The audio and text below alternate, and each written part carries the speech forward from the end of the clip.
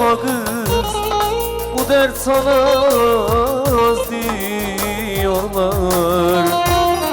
Gurbet gurbet gezdiriyorlar.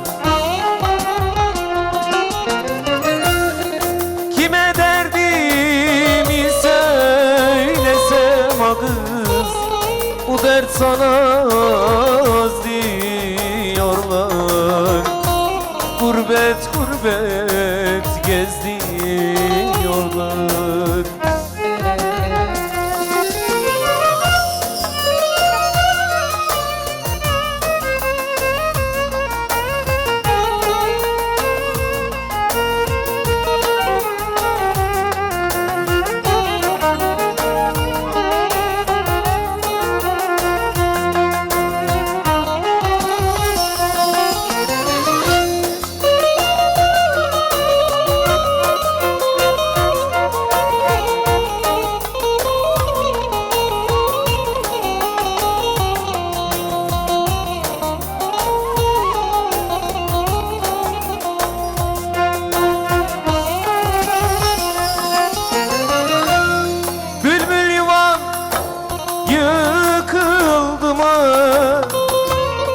Yavruların döküldü mü? Bülbül yuva yıkıldı mı? Yavruların döküldü mü? Doğru söyle sevdiceğim ha kız, o dilleri tutuldu mu? Yar dilleri tutuldu mu?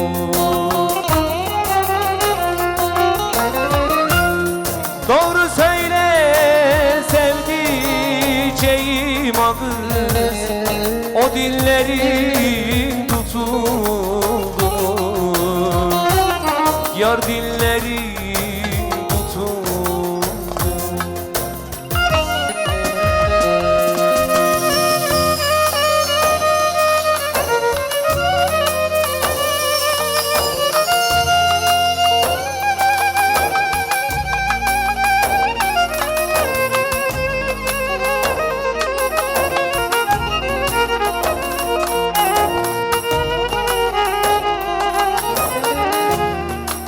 Değerli misafirlerimiz, Sayın Valimiz tören alanına girmek üzere. Karşılamak isteyen değerli dostlarımızı protokol görüşüne davet ediyoruz. Sayın Valimiz tören alanına girmek üzere, şenlik alanına karşılamak isteyen dostlarımızı girişe bekliyoruz.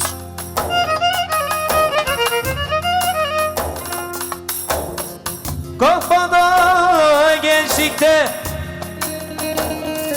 geldi de geçti beyler,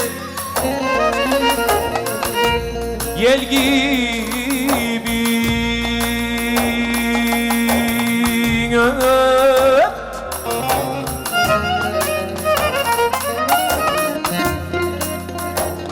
tadı da damağında da kaldı ha beyler, bal gibi aman, bal gibi.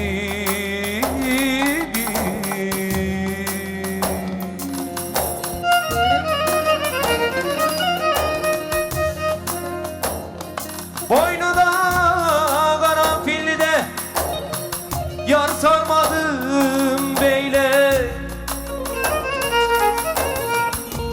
el gibi oh.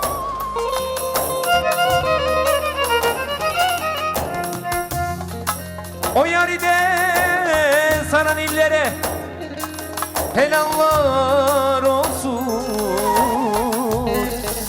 Sevdiğim aman, sevdiğim.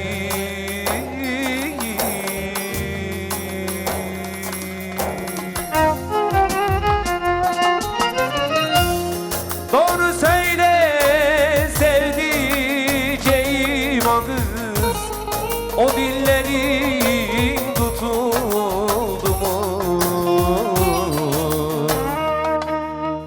dilleri